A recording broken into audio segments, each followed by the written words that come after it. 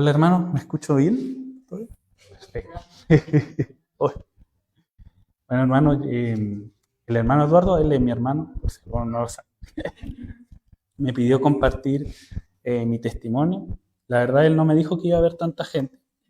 Eso cambia un poco las condiciones, pero amén. Antes que nada, yo quería orar un poco. Gracias Señor por este día, por este momento que podemos estar nosotros reunidos. Te pido, Señor, que seas tú hablando, Señor. Tú conoces lo que has hecho en mi vida, lo que has hecho en la vida de todos, mucho más de lo que nosotros entendemos, mucho más de lo que nosotros hemos conocido, Señor. Tú conoces el detalle, Señor, y también conoces lo que nosotros necesitamos. Tú sabes por qué hemos estado acá, sabes qué necesita nuestra alma, Señor, qué necesita nuestros corazones. Te pido, Señor, que tú seas moviéndote en este lugar, tú seas tomando control, Señor, de este lugar y que sea tu voluntad perfecta. En el nombre de Jesús. Amén. Bueno, amado, yo desde muy pequeño siempre la religión ha estado presente en mi vida. Yo crecí en una casa, mi mamá siempre hemos estado ya sea en iglesias católicas, luteranas, pentecostales, hemos pasado por todo.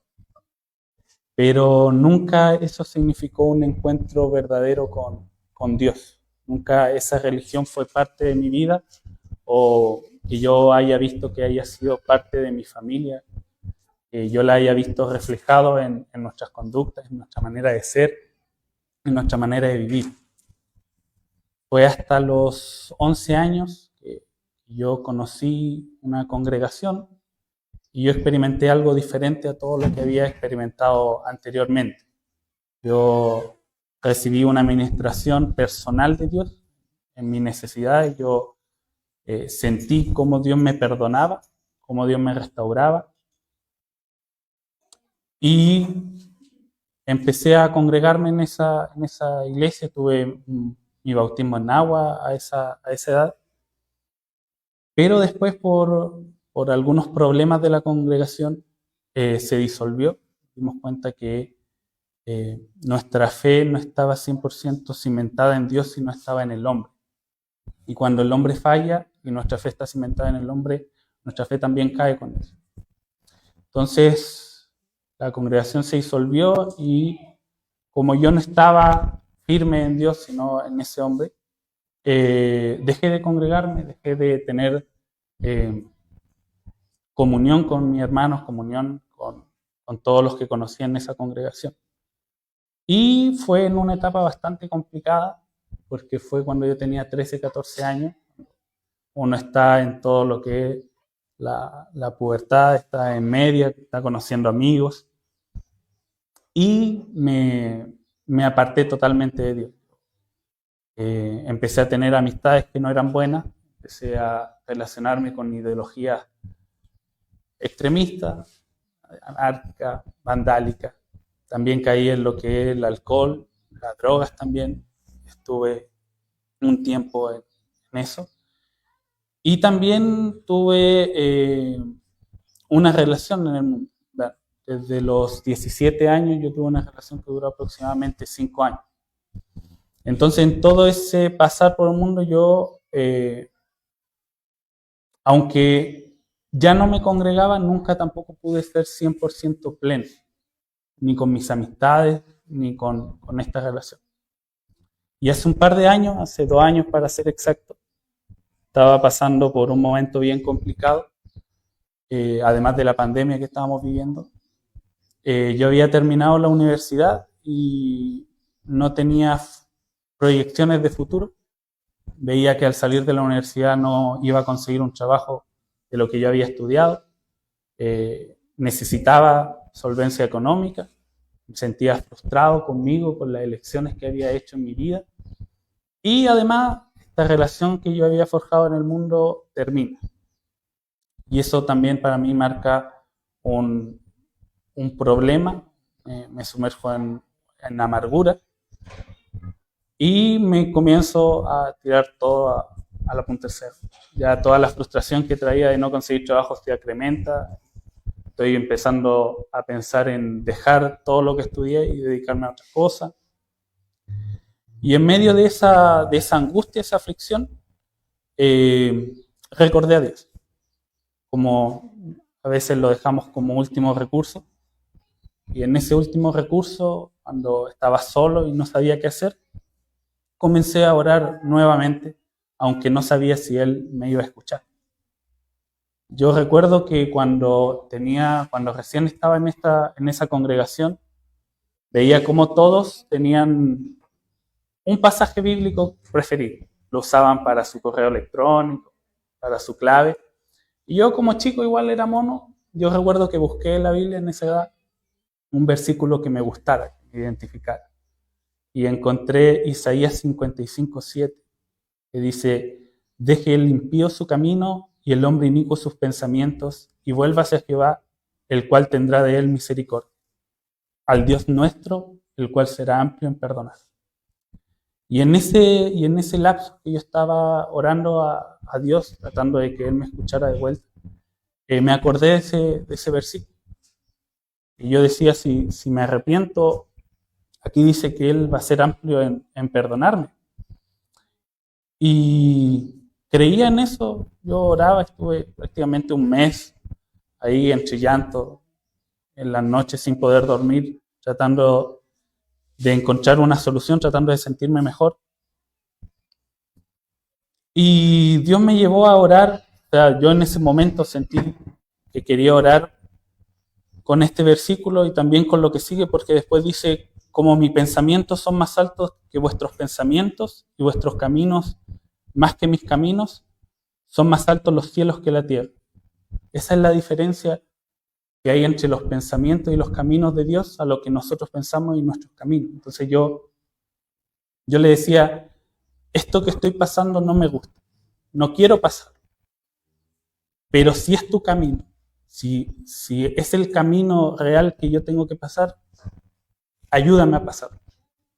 Y también recordaba como Cristo, cuando oraba en Getsemaní, le decía: que sea tu voluntad y no la mía. Y así oraba a Dios hasta que me salió una oferta de trabajo acá en Santiago, de lo que yo no había estudiado, pero yo la acepté de todas maneras. Y me vine acá a Santiago y me vine a vivir con Eduardo. Tenía que quedarme acá haciendo los exámenes preocupacionales. Y yo en ese momento sabía que siempre supe que Eduardo había seguido en los caminos de Dios, con Marcela, con mi mamá, pero la verdad no quería ir donde Eduardo, porque uno quiere que Dios lo trate personalmente y que sea yo solo con Dios y que nadie se entere. Y yo dije: no, voy a ir allá, me voy a quedar y no le voy a decir nada de esto que está pasando.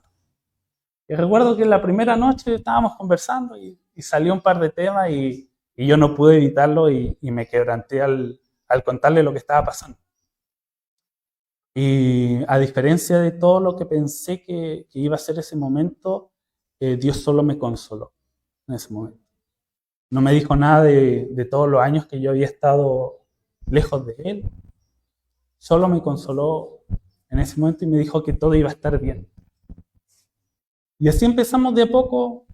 Yo con Eduardo empezamos a administrar mi vida, a ayudarme a superar este momento que estaba pasando.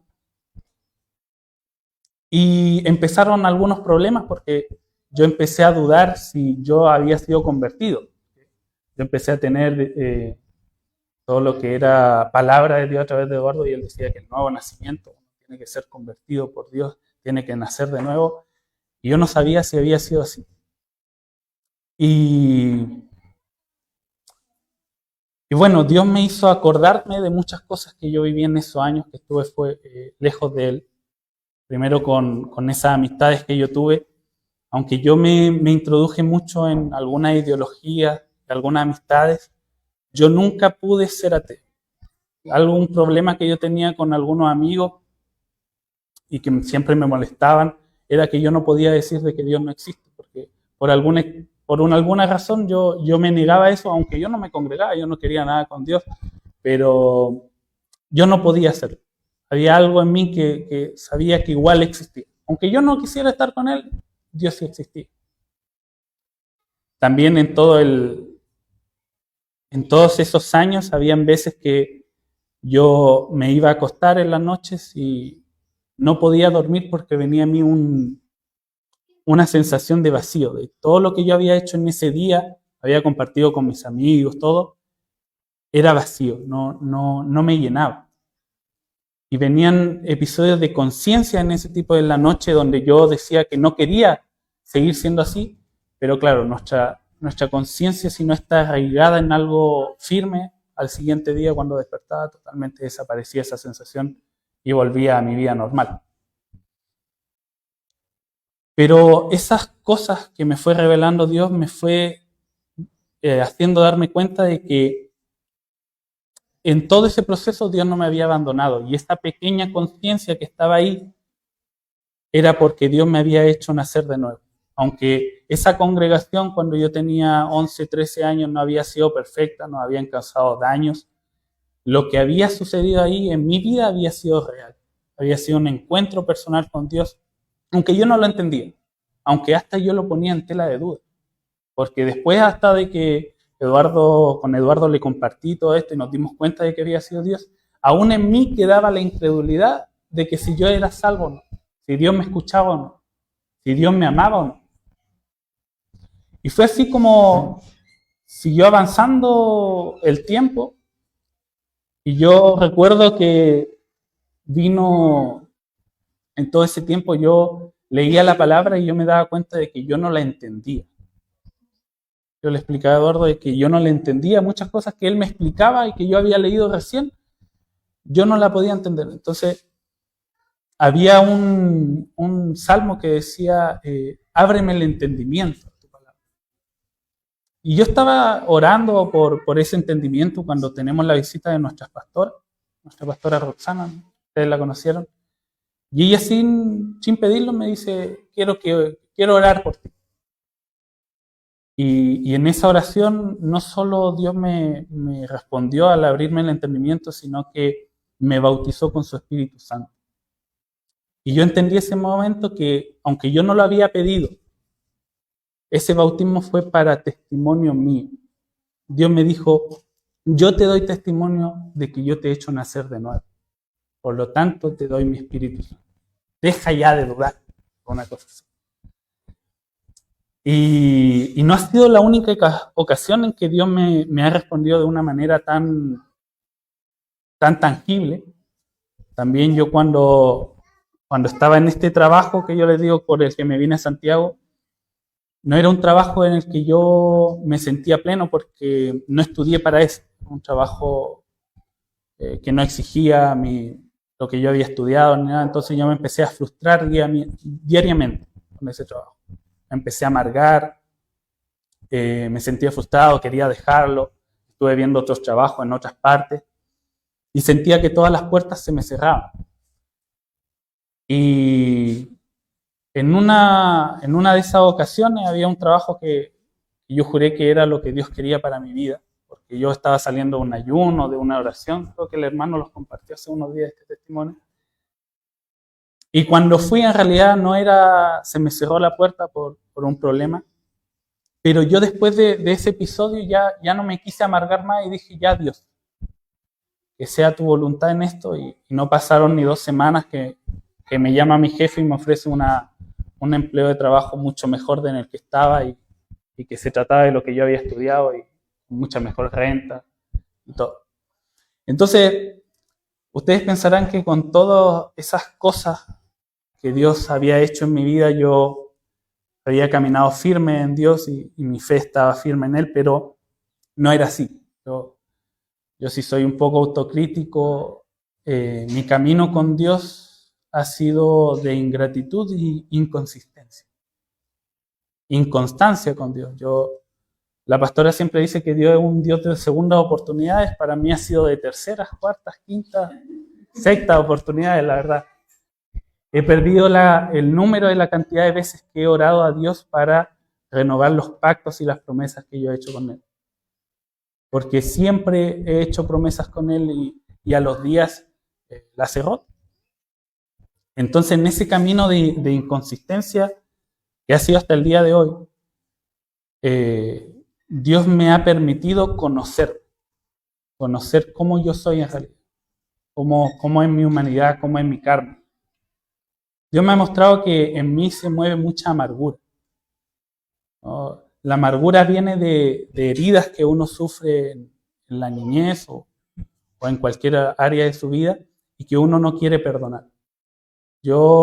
Pasaron muchas cosas en mi vida con mi familia, con mi papá, que yo me negaba a perdonar y eso me sumergía siempre desde muy chico en amargura.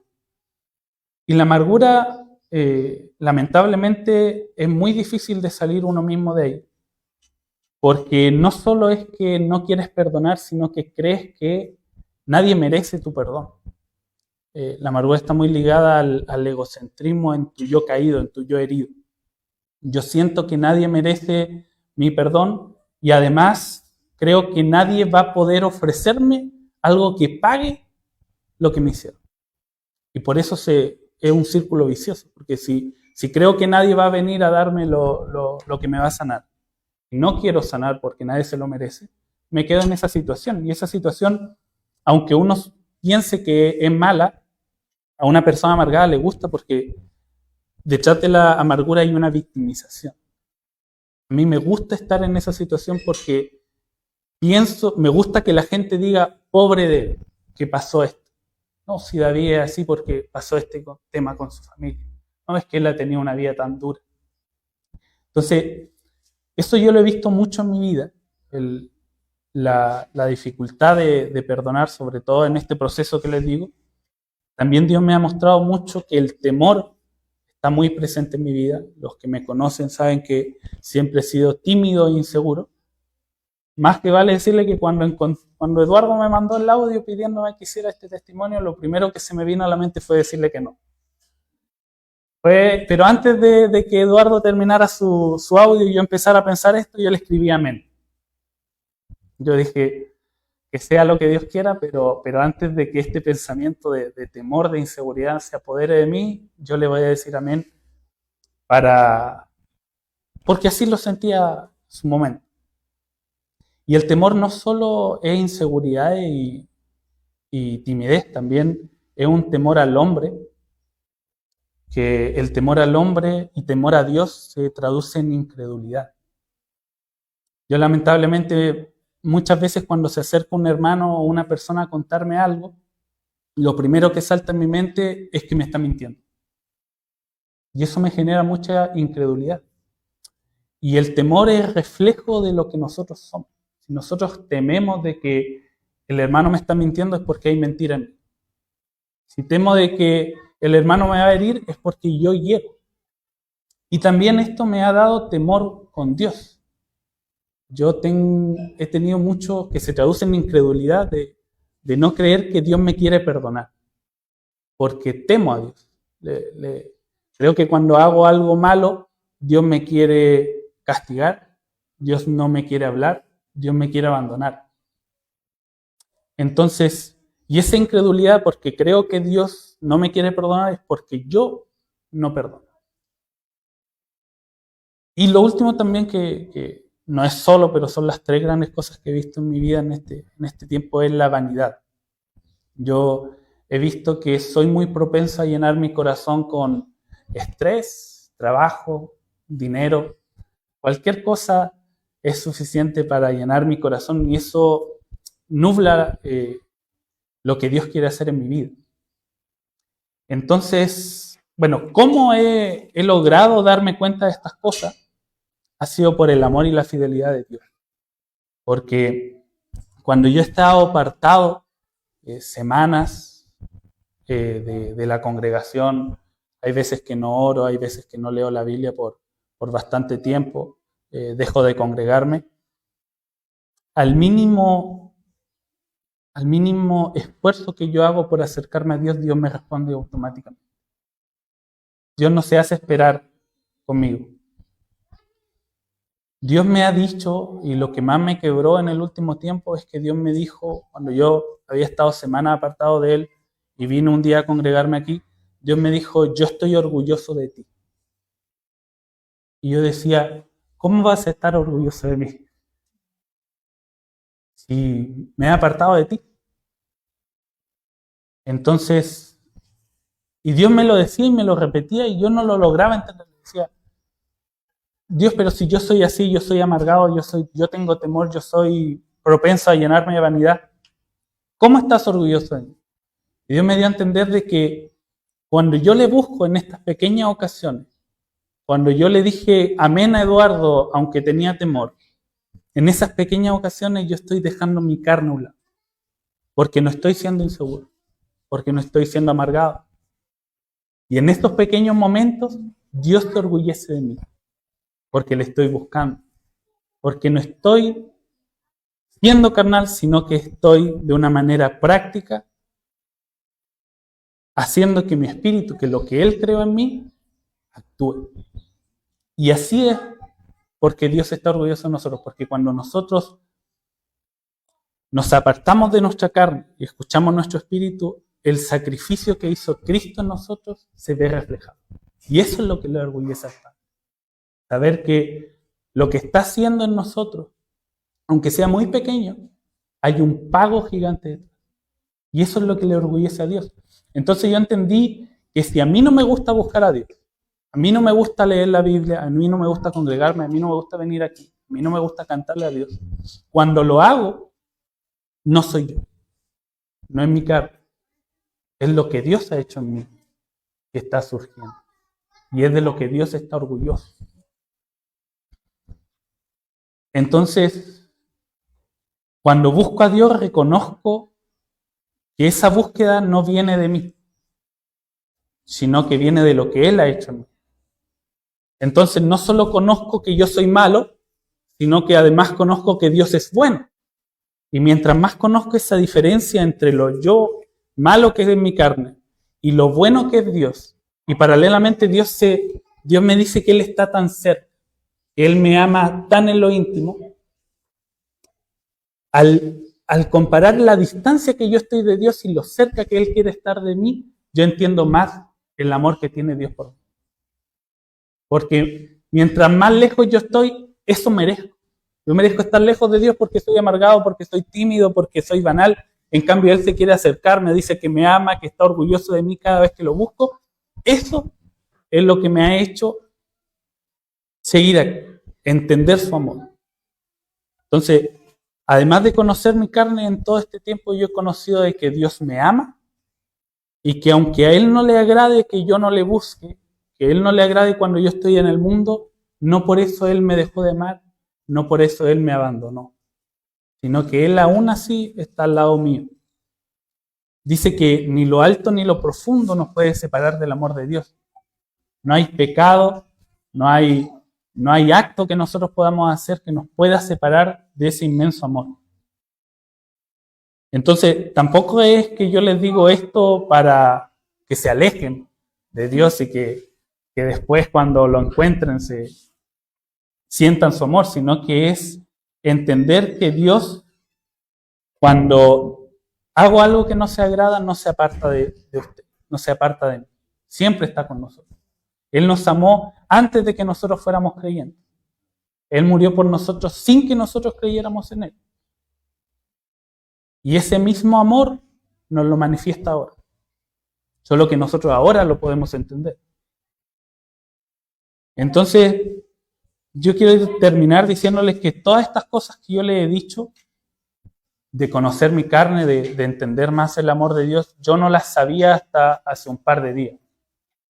Desde que yo empecé a meditar en el testimonio, cuando Eduardo me lo pidió, fue cuando Dios empezó a mostrarme todas estas cosas que hoy día les estoy compartiendo. Porque yo creía que mi testimonio no era especial.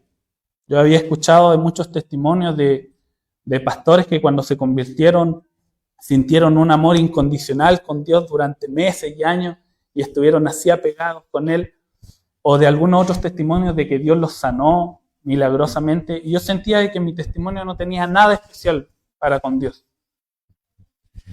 Pero hay que entender que el trato de Dios es especial con cada uno de nosotros, es especial y personal, por lo que Yo lo invito a que si usted no cree que su testimonio, que lo que ha vivido con Dios hasta ahora es especial o no tiene nada relevante, pídale a Dios meditar en él. Porque en esa meditación se va a dar cuenta de que no solo su testimonio es importante para usted, sino su testimonio es importante para Dios. Lo que Dios ha hecho con su vida, Él lo atesora. Lo atesora mucho. Con eso quería terminar.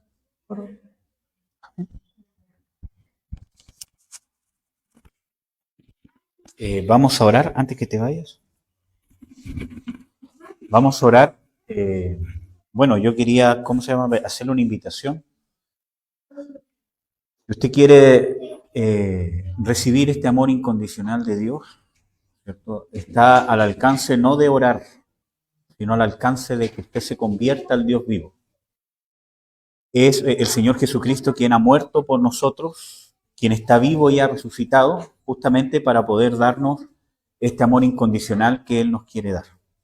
Así que creo que todos nosotros, tenemos nuestra historia y Dios ha venido sustentándonos con su amor desde que uno no tiene conciencia, hasta que tenemos un encuentro personal con el Señor Jesús.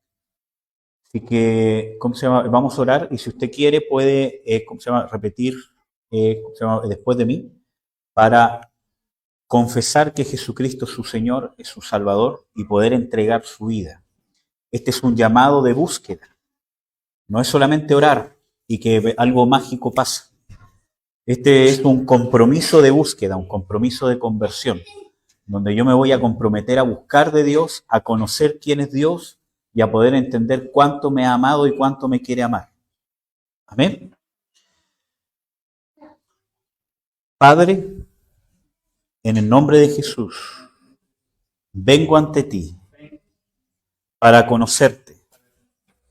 Quiero saber quién eres, Jesús. Quiero entender tu sacrificio, tu salvación por mi vida. Cuán grande es tu amor que manifestaste en la cruz. Quiero tener conciencia de cuánto me amas. Yo te pido perdón por todos mis pecados, conscientes e inconscientes, y me comprometo a entregar mi vida, a buscar de ti, a vivir conforme a tus escrituras, a vivir conforme a tus mandamientos. Dame la fuerza, dame tu espíritu. Señor, yo te pido que salves mi alma, que me des vida eterna, la que ganaste en la cruz, por tu sangre preciosa.